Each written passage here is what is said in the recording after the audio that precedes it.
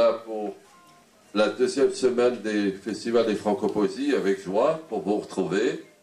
Et aujourd'hui, c'est une journée qui est dédiée à un grand poète que peut-être dans votre jeunesse vous avez dû entendre parler, Robert Desnos, mort en déportation. Et nous avons la chance, hier, grâce à la gentillesse, la courtoisie et la créativité de, je voudrais que vous l'applaudissiez, M. Christophe Elliot, qui est directeur de notre Intermarché, de ce beau magasin très dynamique, très ouvert, qui nous est si cher au cœur des Hérois. Je vous demande à l'applaudir, il est là parce que grâce à lui, eh bien, merci Christophe, grâce à lui, nous avons aujourd'hui la joie de rendre hommage à ce grand poète et d'avoir la chance, le privilège et l'amitié d'accueillir deux grands artistes,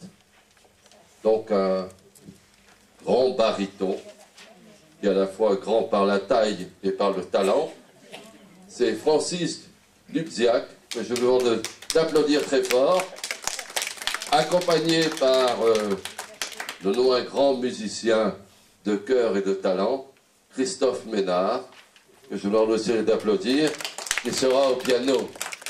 Je sais qu'ici à la résidence, on a l'habitude d'accueillir des grands pianistes, et donc là, je pense que vous n'allez pas être déçus. Alors, je suis très heureux de leur dire d'abord qu'ils sont les bienvenus, de les remercier d'avoir pris sur leur temps précieux pour venir nous faire partager cette passion et découvrir en musique, eh bien, Desnos. Et puis, vous avez pu découvrir, grâce à l'association des amis de Robert Desnos, une exposition qui est dans votre établissement, dans le hall, dont nous allons inaugurer tout à l'heure. Et nous avons la chance d'accueillir, eh bien, celui qui, enfant, a connu Robert Desnos. C'est M. Jackie Frankel, que je vais demander de venir me rejoindre, ici, qui est celui qui est désormais veille sur ses droits, les droits de cet auteur, et qui est chargé de perpétuer son œuvre moralement. Voici M. Jackie Frankel, que je vous demande d'applaudir, qui a connu personnellement Robert Desnos. Et puis, le professeur émérite Marie-Claire Dumas, qui a consacré une thèse, un doctorat sur Robert Desnos, qui a enseigné à l'université de Caen, de Paris, et qui nous fait la joie d'être là. Madame Marie-Claire Dumas, venez nous rejoindre, s'il vous plaît, sous les applaudissements de notre public roi. Je voudrais les remercier d'avoir fait le voyage. Vous savez que les Parisiens, c'est très difficile de les faire venir en banlieue. Dès qu'il faut passer le périphérique, c'est dur, mais là, ils ont dit qu'ils étaient très heureux d'avoir découvert notre ville et d'avoir passé ces instants. Alors, je vais demander aux deux de vous parler de ce merveilleux poète que j'aime beaucoup, et je réjouis que Parole Culture Cité, pour sa 12e édition des Francopoésies, grâce à Intermarché, dont je salue le directeur et toute son équipe, pour le remercier d'être un partenaire apprécié et appréciable, qui déjà nous permet de rendre hommage. Et tout à l'heure, nous inaugurerons l'exposition, et ensuite, nous irons au Monument aux Morts, où, au nom de l'association, je rendrai hommage en déposant une gerbe à la mémoire de Robert Desnos et de tous les poètes morts pour la France. Voilà. En présence des anciens combattants de notre ville et de l'harmonie de Cronhière. Voilà, maintenant je passe la parole à Jackie Frankel, qui va nous parler de Robert Desnos, et à Marie-Claire Dumas. Merci à vous de nous avoir fait l'amitié et d'être pour une journée notre sourire et notre charme et notre élégance. Bon, écoutez, je suis très content d'être parmi vous parce que c'est toujours pour moi évoquer Robert Desnos un moment de plaisir et d'émotion. Plaisir d'abord parce que ce fut un ami fidèle que je connus quand j'étais enfant. Rare privilège dont peu de survivants jouissent encore, puisque sa vie fut brève. Plaisir encore car depuis ces rencontres, je lis et relis sans cesse ses œuvres et y découvre toujours un charme nouveau. Émotion car sa disparition m'a privé, nous a tous privés de la compagnie d'un homme admirable, tant par son génie créateur que par la diversité de ses talents, sa droiture, son charme, sa fidélité intransigeante à ses principes de vie, sa croyance en la liberté et l'amour, deux mots qui marquent chaque ligne de ses écrits et chaque instant de sa vie. Alors c'est une vie, serait trop longue à vous raconter aujourd'hui, bien qu'elle fût hélas extrêmement brève, puisque Desnos est né, commençons par le début, est né en 1900 à Paris, près de la place de la Bastille, boulevard Richard Lenoir, une famille de petits commerçants mandataires aux Halles, qui ne destinaient pas exactement à la littérature, mais lui, après des études extrêmement brèves, il a eu son certificat d'études, il a été très attiré par la littérature, et après avoir abandonné les études commerciales auxquelles ses parents le vouaient, il s'est débrouillé, il a rencontré des gens, et il est devenu secrétaire d'un mécène, et il a commencé à travailler, faire des traductions ou des rédactions de prospectus pour des maisons de pharmacie, enfin bref, il a fait tous les métiers, jusqu'à enfin publier un premier recueil, et il a rencontré André Breton, et c'était le début du surréalisme, et Desnos s'est engagé dans le surréalisme avec la fougue et le courage qui lui était familier, et était un des acteurs majeurs de ce mouvement. Voilà, s'en suivent un certain nombre d'expériences surréalistes, des sommeils, et puis après ça des poésies qui sont toujours entre la poésie très proche de Victor Hugo, qui était un de ses modèles, et en même temps très marquée par le surréalisme.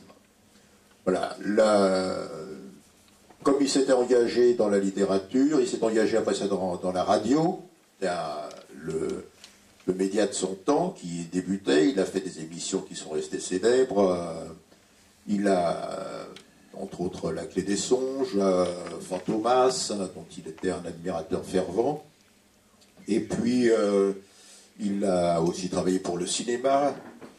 Il a travaillé comme journaliste et finalement a eu une carrière de critique, aussi bien dans la littérature, la peinture, la musique. Il était très amateur de musique de jazz et de la musique sud-américaine. Et puis, hélas, la guerre est arrivée. Il a fait la guerre comme tous les hommes de son âge. Et puis, après avoir été libéré dans la défaite de ses obligations militaires, il a survécu par son métier de journaliste.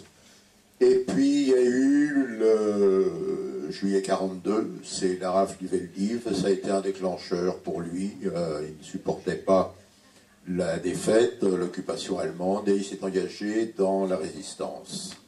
Il a appartenu successivement à deux réseaux de résistance, un qui était un réseau appartenant à l'Intelligence Service britannique, pour lequel il a fait des missions de renseignement, après quoi il est passé dans un autre réseau, Action Directe, Action Directe, et Action Directe était un réseau qui méritait parfaitement son appellation et qui se livrait à des actes de terrorisme qui étaient un peu éloignés du renseignement. En même temps, Desnos avait une activité dans la résistance, il avait une activité de faussaire, parce qu'il avait un grand talent de dessinateur. Il a ainsi fait pas mal de pièces d'identité pour des résistants en fuite, des juifs qui se cachaient. Et il en a fait pour ma famille. Et donc, grâce à cette fausse carte d'identité, quand j'étais avec mon père raflé dans une rue parisienne, eh bien, nous sommes passés au travers des mailles du filet. Voilà. Hélas, les résistants étaient des hommes en grand danger, très fragiles, et Desnos a fini par être arrêté. Il a été emmené à pour avoir été interrogé à Paris, à Compiègne, Auschwitz. Donc, par miracle, il a été évacué vers Buchenwald, Floa, Flossenburg.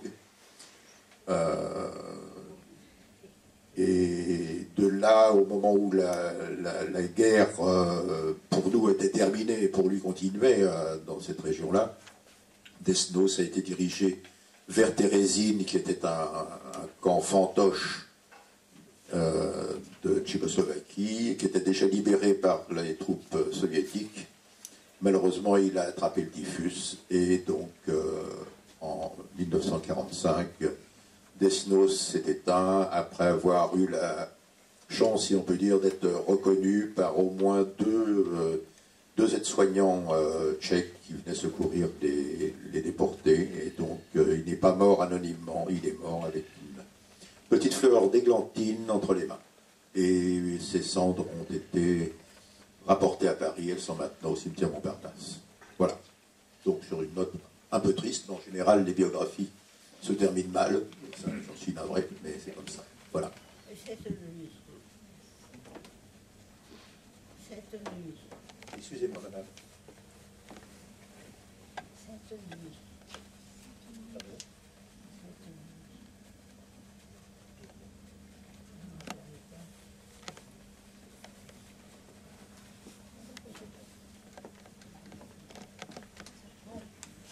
Alors, oui, la vie de Desnos, évidemment, c'est aussi, bien entendu, de nombreux poèmes. J'avais pensé à un moment vous en lire un ou deux, mais puisque j'ai appris que Francis Dudziak venait les chanter, qu'il les chante beaucoup mieux que je ne l'ai dit, il a dans son répertoire un certain nombre, une place de choix réservée à Desnos.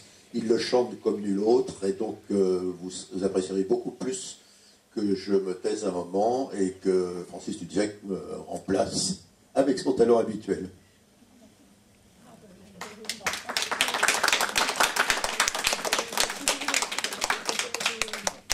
Bon, puisque j'ai quand même été impliquée sur le parcours, je n'étais pas au départ, je crois, mais alors je vais quand même dire deux poèmes parce qu'ils ne sont pas dans le stock des poèmes que va chanter Francis Dudziak. Le premier que j'ai choisi parce qu'il a été écrit le 4 avril 1944. C'est-à-dire il a été écrit quand Desnos était arrêté, détenu au camp de Royal-Lieu, près de Compiègne, avant le 22 février, avant le 27 avril, date à laquelle le convoi dans lequel Desnos a été intégré et qui partait sur Auschwitz est parti. C'est donc un poème qu'il a écrit au camp, et il l'a écrit pour un de ses camarades de camp qui s'appelle Erich. Et Erich était dessinateur, un très bon dessinateur, qui semble-t-il ensuite est devenu, disons, un peu un faussaire en peinture, mais extrêmement habile. Quoi qu'il en soit, voici le poème qui m'a paru assez vivant pour quelqu'un et assez tonique pour quelqu'un qui est au camp et qui ne veut pas s'en laisser raconter. Chanson de route. C'est avec du crottin de Pégase que Zeb a fumé son jardin. Oh oh, avec du crottin de Pégase. Pour du crottin, c'est du crottin. Zeb appartient au gratin. C'est avec du crottin de licorne que Zeb a fumé son jardin. Avec du crottin de licorne. Oh oh, pour du crottin, c'est du crottin. Eusèbe n'est pas un crétin. Avec du crottin de Minotaure, Eusèbe a fumé son jardin. Ouais, du crottin de Minotaure. Oh oh, non du crottin, mais de la boue que Zeb a mis sur sa pelouse. Et pour contrebalancer le côté peu sérieux, je vais passer à un poème beaucoup plus sérieux qui termine le dernier recueil que Desnos ait donné à un éditeur avant d'être arrêté, mais jamais Desnos, qui a été arrêté très peu de temps après, n'a vu réaliser ce recueil. Ce recueil s'intitule « Contrée ». Il a été illustré grâce à une eau-forte du peintre Picasso, qui représente de manière très efficace un chevalier, Desnos a beaucoup rêvé sur les chevaliers dans sa poésie, qui s'appuie et qui est assis sur des livres. Alors on voit le sens que peut prendre en 1944, ou fin 1943 exactement, ce dessin. C'est un chevalier, c'est-à-dire un homme qui lutte. Il a une épée, c'est un homme qui lutte, qui fait de la résistance, mais qui en même temps, dans sa résistance, s'appuie à des livres. C'est-à-dire c'est un intellectuel qui lutte, et d'autre part, c'est aussi quelqu'un qui s'appuie sur les livres pour écrire, c'est-à-dire c'est un homme de lettres. Son dernier poème dans le recueil Contrées s'adresse à nous, à tous ceux qui viendront après lui, et s'intitule « L'épitaphe ». J'ai vécu dans ces temps, et depuis 1000 années, je suis mort. Je vivais, non déchu, mais traqué. Toute noblesse humaine étant emprisonnée, j'étais libre parmi les esclaves masqués. J'ai vécu dans ces temps, et pourtant j'étais libre. Je regardais le fleuve et la terre et le ciel tourner autour de moi, garder leur équilibre, et les saisons fournir leurs oiseaux et leur miel. Vous qui vivez, qu'avez-vous fait de ces fortunes? Regrettez-vous les temps où je me débattais? Avez-vous cultivé pour des moissons communes? Avez-vous enrichi la ville où j'habitais? Vivant, ne craignez rien de moi, car je suis mort. Rien ne survit de mon esprit ni de mon corps. Voilà.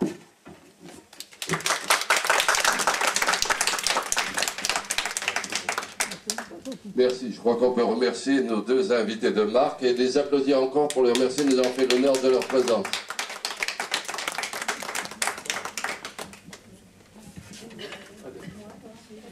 Bonjour. Alors nous sommes venus avec Christophe aujourd'hui hier pour chanter Desnos.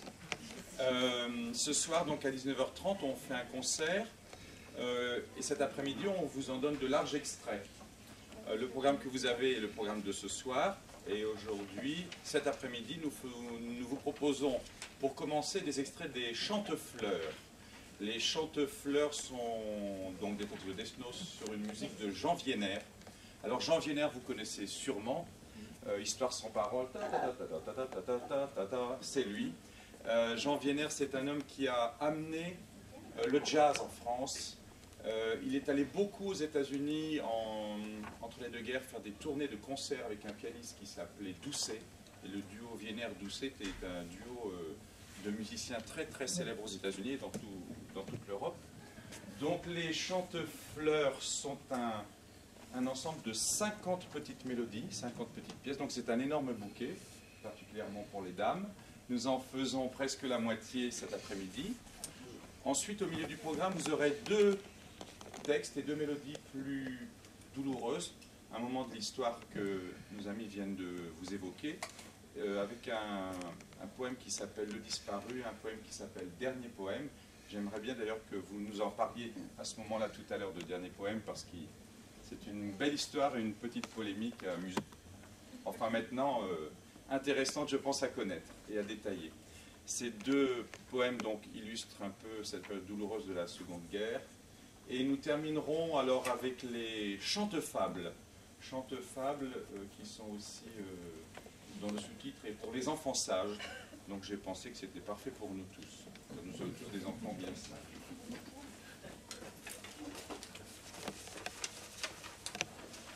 Donc Desnos Vienner, les Chantefleurs. Première fleur du bouquet, le bégonia.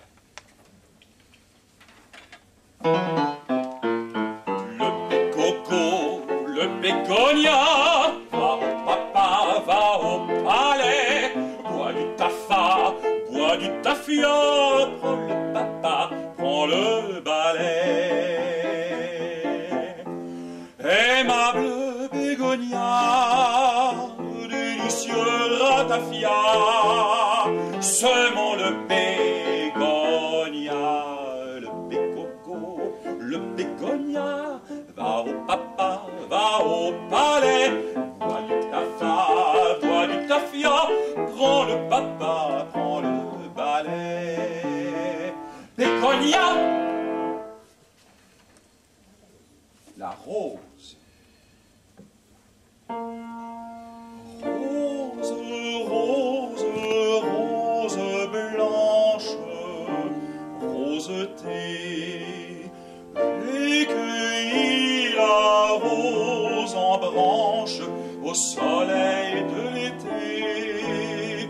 Rose blanche, rose, rose,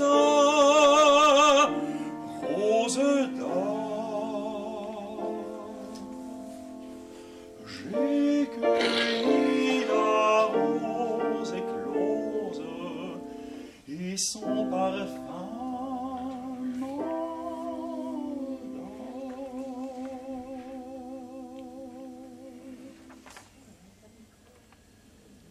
la pivoine. Marchand de pivoine au faubourg Saint-Antoine, chausse tes gros sabots couleur d'orange et de pivoine. Et viens sur mon bateau, pivoine, pivoine, pêcher dans l'eau, joyeux matelot. Le seringa. À Seringapatam, combatte le tam-tam, qu'on sonne la trompette, c'est aujourd'hui la fête, fête des seringas et des rutabagas, honneur aux seringas, honte aux rutabagas. À Seringapatam, combatte le tam-tam, on sonne la trompette, c'est aujourd'hui la fête, fête des seringas, honte au rutabaga. L'Angélique.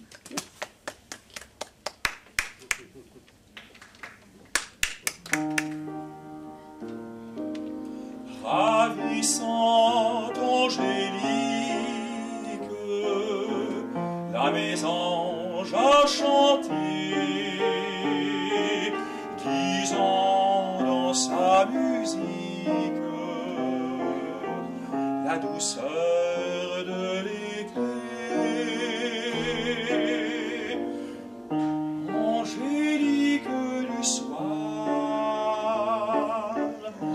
les anges des beaux jours, angélique d'espoir, angélique d'amour.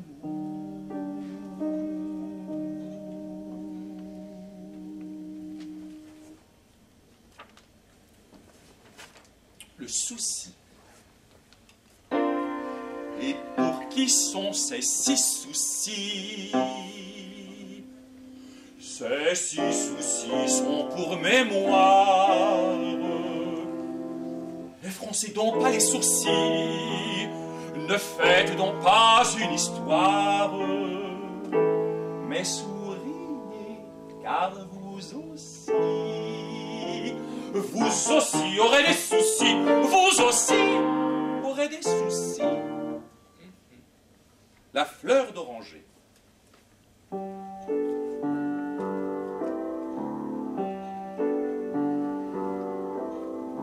Fleur d'orage et fleur d'oranger, j'ai peur de la nuit, j'ai peur du danger.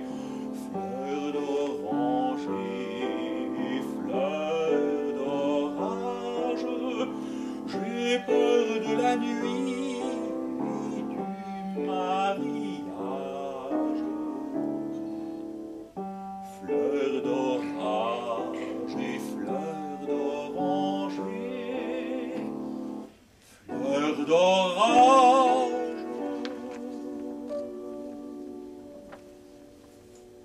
Le bouton d'or. Un beau bateau chargé jusqu'au sabord de 100 millions de boutons d'or, vient de Chine ou San Salvador. Le roi Nabucodonosor, il braie, il mange, il boit, il dort, il n'aura pas de boutons d'or. L'iris. L'iris au bord du rivage se reflétait dans les temps. Bel iris sauvage qui rêves au beau temps. Iris, mes beaux yeux, tu parfumes les draps blancs. Iris merveilleux, iris au bord de l'étang.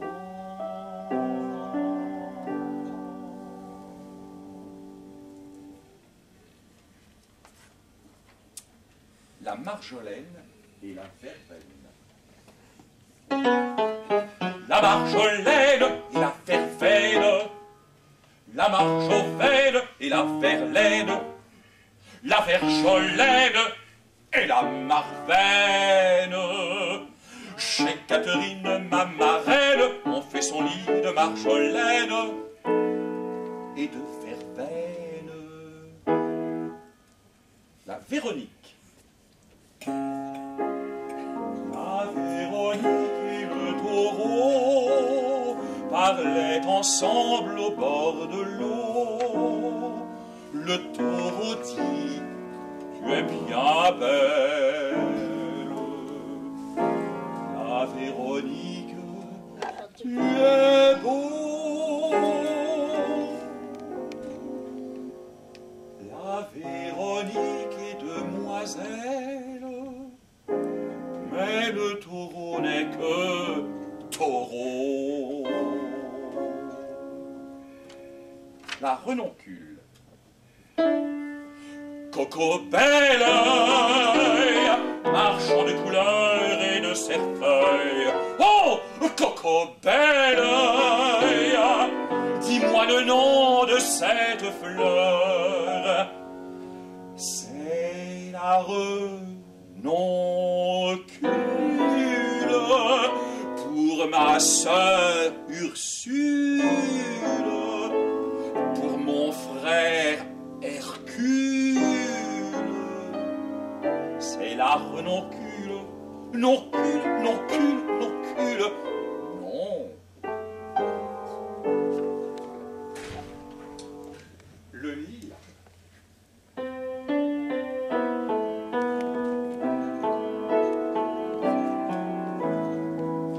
Mon premier lilas blanc que l'île cueille en branche, mon deuxième lilas, quoi que vous en pensiez, mon troisième lilas dont la tige se penche, mon dernier lilas bien qui lilas le dernier.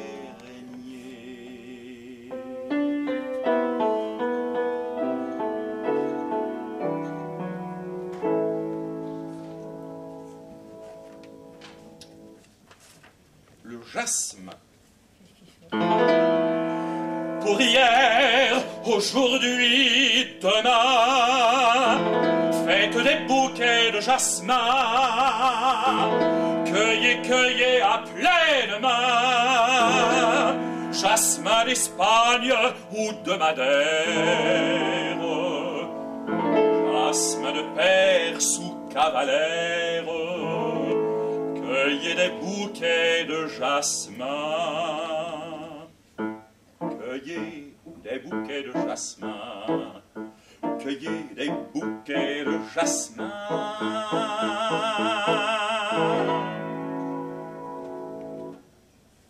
Le muguet.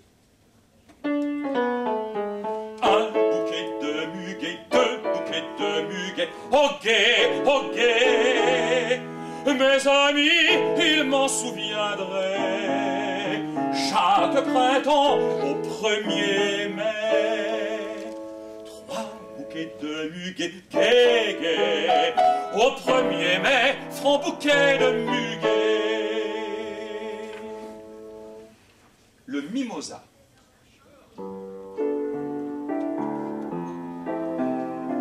Sur la route de Saint-Tropez, mimosa monsieur, mimosa madame, sur la route de Saint-Tropez à la Ciotat, cueillez le mimosa, cueillez-le pour l'offrir aux dames, cueillez le mimosa, cueillez-le pour l'offrir aux dames, sur la route de Saint-Tropez, mimosa monsieur, mimosa madame, sur la route de Saint-Tropez à la Ciotat.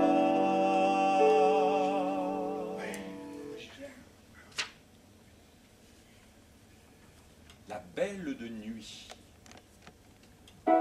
Quand je m'endors et quand je rêve, la belle de nuit se soulève. Elle entre dans la maison en escaladant le balcon. Un rayon de lune la suit. Belle de nuit, fleur de minuit.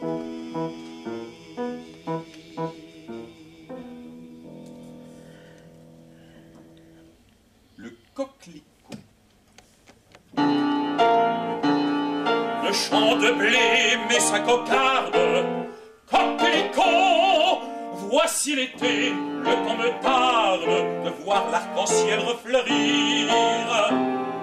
Coquelicot, l'orage a fui, il va mourir, nous irons te cueillir bientôt. Coquelicot, nous irons te cueillir bientôt. Coquelicot, coquelicot.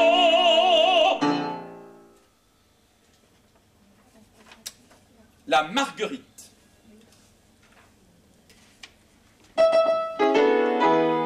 C'est sur la tour qui cangrogne, Marguerite de Bourgogne, Marguerite de Navarre, j'entends sonner la fanfare. Un peu, beaucoup, vraiment,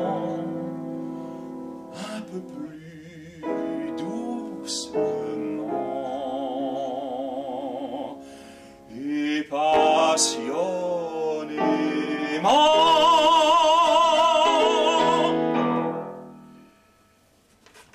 L'orchidée et la pensée.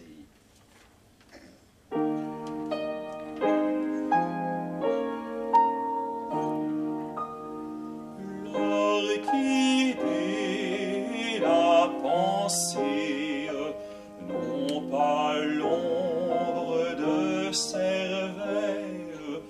La pensée a peu d'idées, aussi l'orchidée a-t-elle en tête peu de pensées, pas de pensées et peu d'orchidées.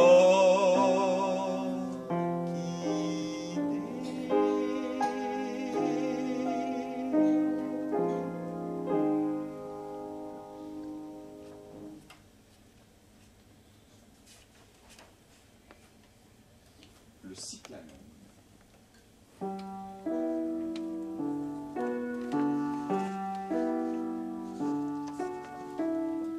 Le cyclamen de Clamecy qui regrette tant la la Savoie, clame par-ci, clame par-là, de toute sa voix. Mais il est sur la bonne voie, le cyclamen reverra la Savoie.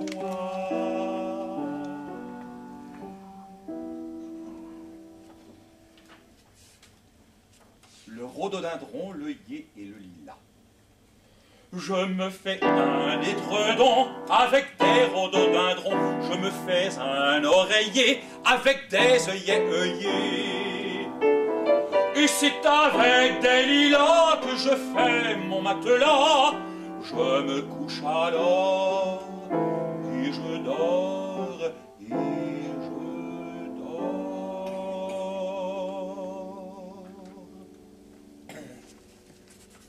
Et pour finir ce bouquet, le glaïeul.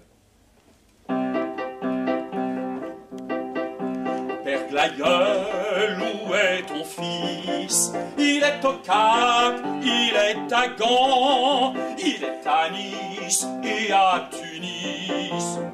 Et il est à Senlis, il est perroquet dans une oasis.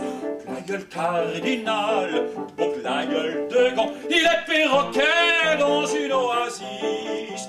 Glaïeul cardinal, beau glaïeul de Gand, beau glaïeul de Gand, beau glaïeul de Gand.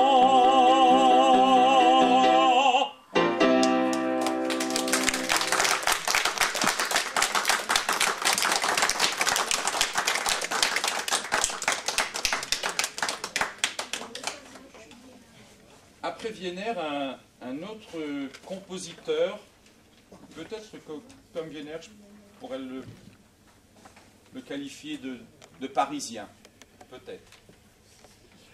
Les deux textes que nous allons chanter sont Dernier poème et Le disparu. Alors j'aimerais bien, si vous voulez, Madame Dumas, que vous veniez un peu nous éclairer de vos connaissances sur ce dernier poème particulièrement. Pendant longtemps, on a dit que ce dernier poème avait été retrouvé sur le costume de détenu de Desnos au moment où il était mort à Theresienstadt, Térésine. On va vous donner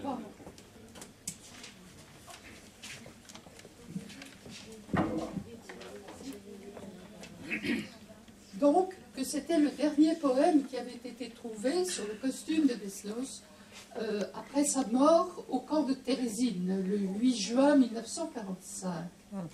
En réalité, voici ce qui s'était passé, mais qui n'a été su clairement que plus tard. La vérité ayant été établie par un Tchèque qui s'appelait M. Adolf Krupa et qui a fait des recherches. Voici ce qui s'est passé. En Tchécoslovaquie, le surréalisme était bien connu par des traductions dès 1930. Il y avait eu des traductions de poèmes de Desnos que Desnos avait écrits dans les années 20, dont un poème qu'il avait écrit inspiré par la dame de ses pensées de l'époque, qui était une chanteuse, qui s'appelait Ivan George. « J'ai tant rêvé de toi », tel est le titre de ce poème. Ce poème avait été traduit en tchèque, et au moment où on apprend à Prague que Desnos est mort, un journal tchèque annonce « Le poète Robert Desnos est mort, il avait écrit un poème dédié à sa femme, et il y a un morceau de traduction du poème « J'ai tant rêvé de toi », mais un morceau, simplement, c'est-à-dire une seule strophe, intégrée dans l'article. L'article tchèque, ce véhicule va, mais on n'avait pas les moyens de transmission actuels, arrive jusqu'à Paris, à travers une revue suisse d'ailleurs, et les Lettres françaises, journal dirigé par, disons, les communistes de l'époque, bref, apprennent la mort de Robert Desnos. On traduit l'article tchèque, mais avec un glissement de traduction. Au lieu de dire le poème il avait écrit ce poème, on dit il est mort et voici son dernier poème. Et à ce moment-là, on retraduit en français la traduction tchèque du poème de 1926. Donc l'histoire est la suivante. 1926, un poème d'amour à une dame de ses pensées mais qui est loin. 1945, reprise de la traduction en tchèque de ce poème de 26, et on dit, c'est le poème le dernier poème qui était sur lui, qu'il a écrit en pensant à la femme de ses pensées de l'époque, c'est-à-dire Yuki. En réalité, donc, le dernier poème est quand même un peu de Desnos, puisque c'est une traduction de traduction d'un poème réellement de Desnos. Mais ce n'est pas le dernier poème. Pourquoi est-ce que ce dernier poème, finalement, longtemps on a voulu croire et on a nourri ce mythe qu'il s'agissait bien du dernier poème, c'est qu'il y est dit, vous allez l'entendre, des choses qui auraient pu être pensées et dites à la fois par des détenus qui pensaient qu'ils ne reviendraient plus, qu'ils ne reverraient plus ceux qu'ils aimaient, ou aussi par des gens qui attendaient le retour d'un détenu et qui se demandaient si jamais ils le reverraient. Donc finalement, c'est un poème dont la résonance était beaucoup plus large que celle d'un poème d'amour d'un homme à une femme un peu mythique, Yvonne. Elle était mythique elle-même parce qu'elle était étoile de music-hall et qu'elle était assez loin du poète, il rêvait beaucoup à elle. C'est donc une espèce de rêverie et du désir de la présence d'un être aimé qu'on n'a pas près de soi et qu'on aimerait avoir près de soi et dont on redoute de l'avoir perdu à jamais. Donc finalement, le dernier poème n'est pas le dernier poème, mais c'est quand même un poème inspiré par la pensée de Robert Desnos. C'est ce que je peux dire pour finir. Je crois que Desnos, qui aimait bien raconter des histoires, créer lui-même des mythes, l'histoire de Zeb tout à l'heure, qui fumait avec du crottin son jardin, il aime raconter des histoires. Bien cette histoire-là, je crois que ça lui aurait finalement beaucoup plu, parce que ça lui ressemblait assez. Il aimait bien, à titre d'individu, d'être la voix qui fait résonner la voix des autres. Donc il était une espèce de chambre d'écho, et ce mythe, c'est un peu une chambre d'écho de la poésie de Robert Desnos.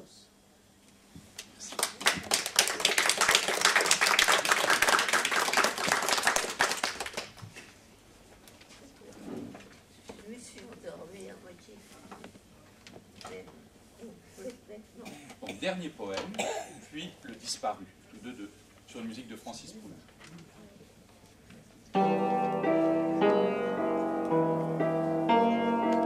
J'ai rêvé tellement fort de toi, j'ai tellement marché, tellement parlé, tellement aimé ton ombre qu'il ne me reste plus rien de toi.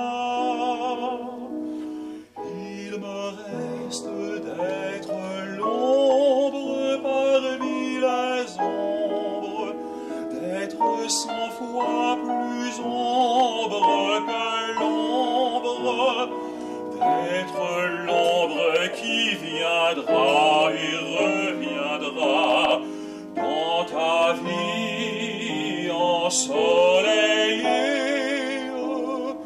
J'ai rêvé tellement fort de toi, j'ai tellement marché, tellement parlé, tellement aimé ton ombre qu'il ne me reste plus rien de toi.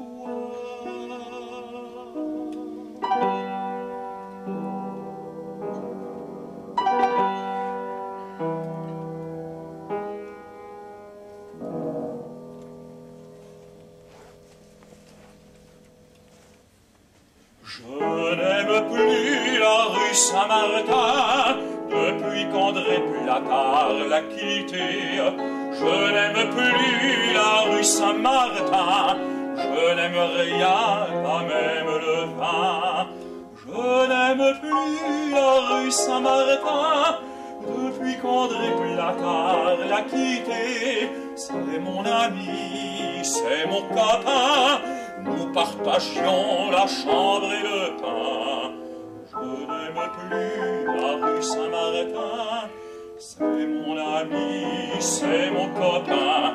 Il a disparu un matin. Ils l'ont emmené, on ne sait plus rien. On ne l'a plus revu dans la rue Saint-Martin. Pas la peine d'implorer les saints, Saint-Méry, Jacques, Gervais et Martin. Pas même Valérien qui se penche sur la colline. Le temps passe, on ne sait rien. André Platard a quitté la rue Saint-Martin.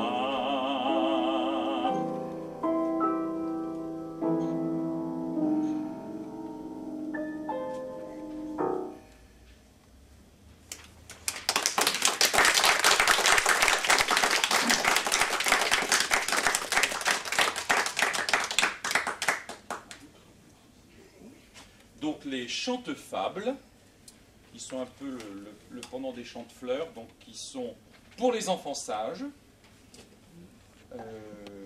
Beaucoup d'enfants en ont chanté quelques-unes à l'école. Vous en reconnaîtrez peut-être aussi que vous avez entendu ou lu aussi à une époque de votre vie. Alors, le crapaud. Sur les bords de la Marne, un crapaud il y a qui pleure à chaudes larmes sous un acacia. Dis-moi pourquoi tu pleures, mon vilain crapaud. C'est que j'ai le malheur de n'être pas beau. Sur les bords de la Seine, un crapaud il y a qui chante à perdre haleine dans son charabia. Dis-moi pourquoi tu chantes, mon vilain crapaud. Je chante à voix plaisante, car je suis très beau. Les bords de la Marne, au bord de la Seine, avec les sirènes.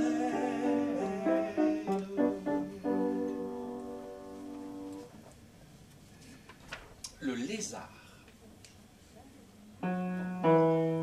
Lézard des rochers, lézard des murailles, lézard des semailles, lézard des clochers. Tu tires la langue, tu clignes des yeux, tu remues la queue, tu roules, tu tangues. Lézard bleu diamant, violet, reine Claude, et vert d'émeraude, lézard d'agrément. Le brochet.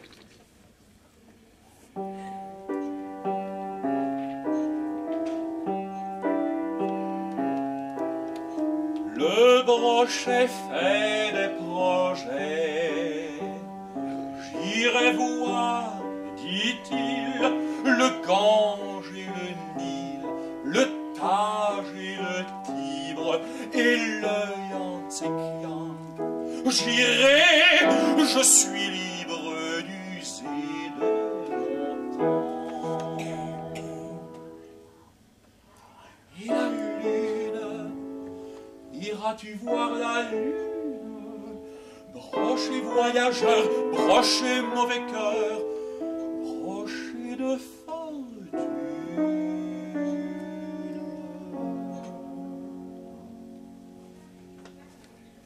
Le papillon. 300 millions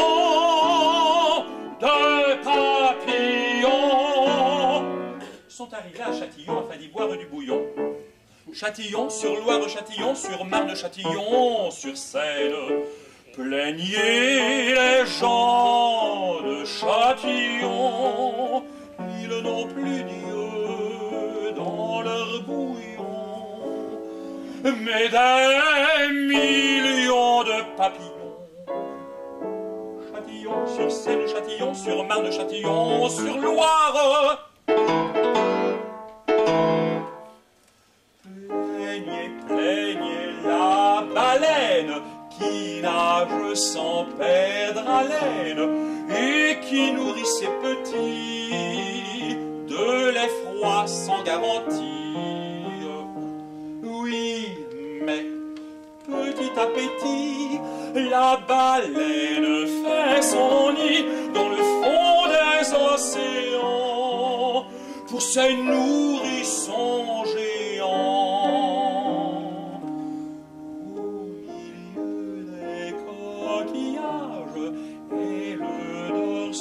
Les sillages des bateaux, des paquebots qui naviguent sur les flots.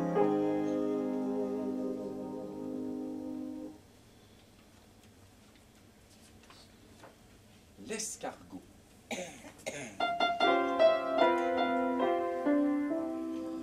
Est-ce que le temps est beau? Se demandait l'escargot. Car pour moi, s'il faisait beau, c'est qu'il ferait vilain temps. J'aime qu'il tombe de l'eau. Voilà mon tempérament. Combien de gens, ils sont coquilles, n'aiment pas que le soleil brille. Il est caché, il reviendra. L'escargot, on le mangera. La chauve-souris. À mi-carême, au carnaval, on met un masque de velours. Où va le masque après le bal? Il vole à la tombée du jour. Oiseau de poil, oiseau sans plume, il sort quand l'étoile s'allume de son repère de décombres.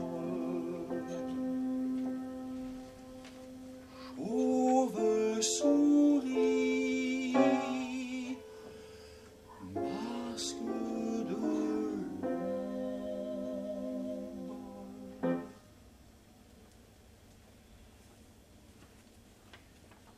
Le zèbre.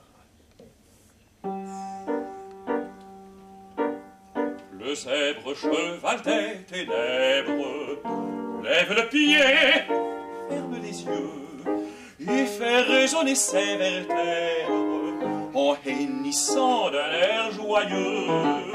Au clair soleil de barbarie, il sort alors de l'écurie et va brouter dans la prairie les herbes de sorcellerie. Mais la prison sur son pelage a laissé l'ombre du grillage.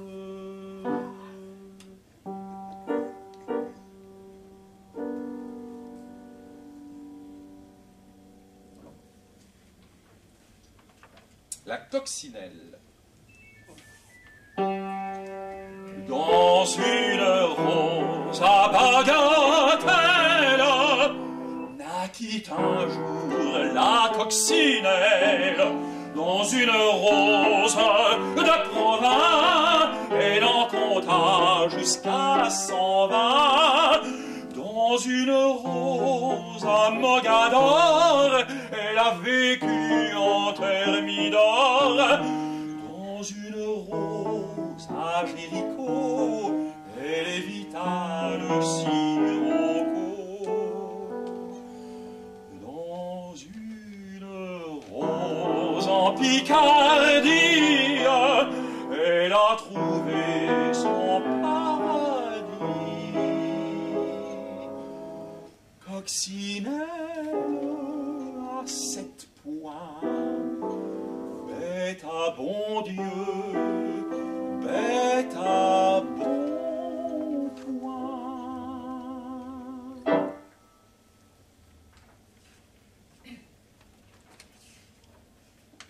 Le léopard. Si tu vas dans les bois, prends garde au léopard, il miaule à mi-voix et vient de nulle part. Au soir, quand il ronronne, un gai rossignol chante, et la forêt béante les écoute et s'étonne quand ces bois viennent le léopard qui ronronne à mi-voix et vient de nulle part.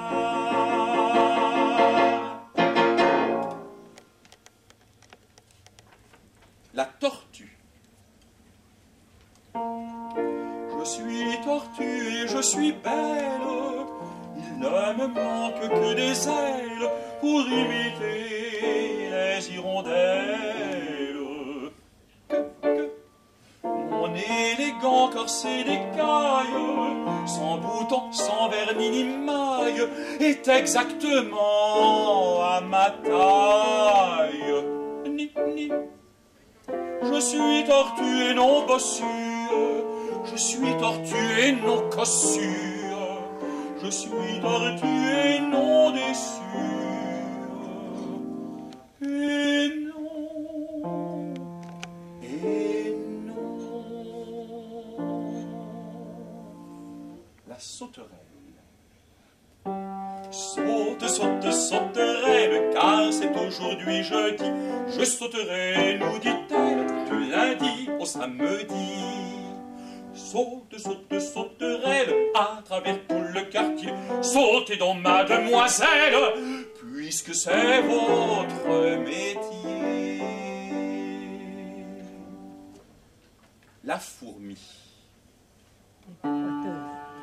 Une fourmi de 18 mètres, avec un chapeau sur la tête.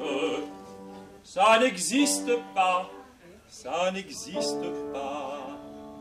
Une fourmi traînant un char plein de pingouins et de canards. Ça n'existe pas, ça n'existe pas. Une fourmi parlant français, parlant latin et javanais. Ça n'existe pas, ça n'existe pas. Et pourquoi pas?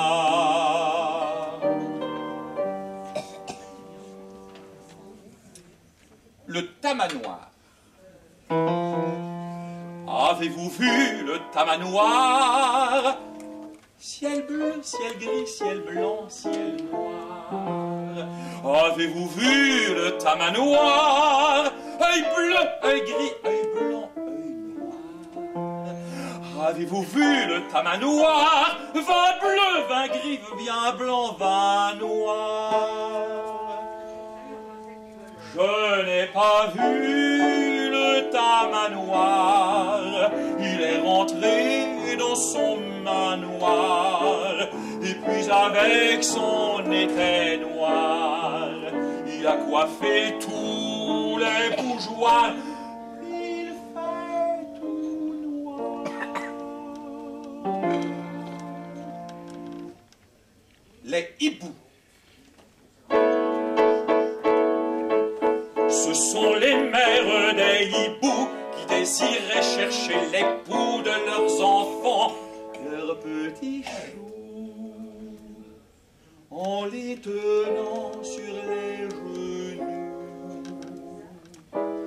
Leurs yeux d'or valent des bijoux, leur bec est dur comme cailloux, ils sont doux comme des joujoux.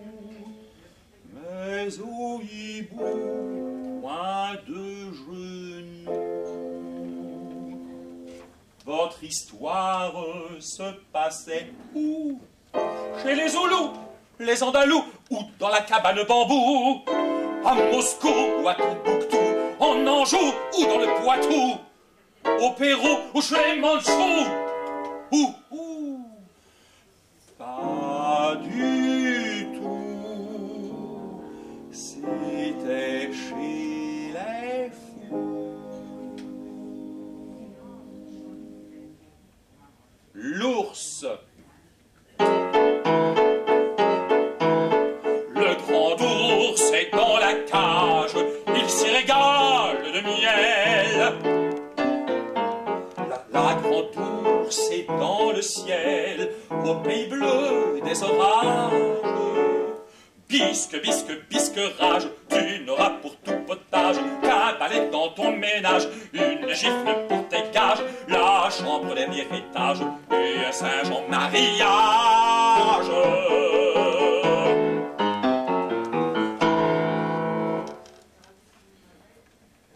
Et voilà. Et voilà.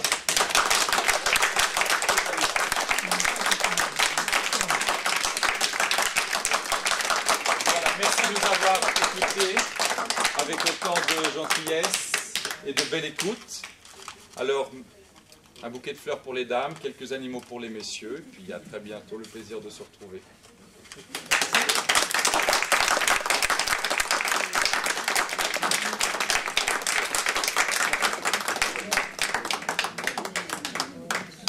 Le tamanoir c'est très bon, mais ça a quand même un goût de fourmi. Le tamanoir c'est très bon, mais ça a quand même un goût de fourmi.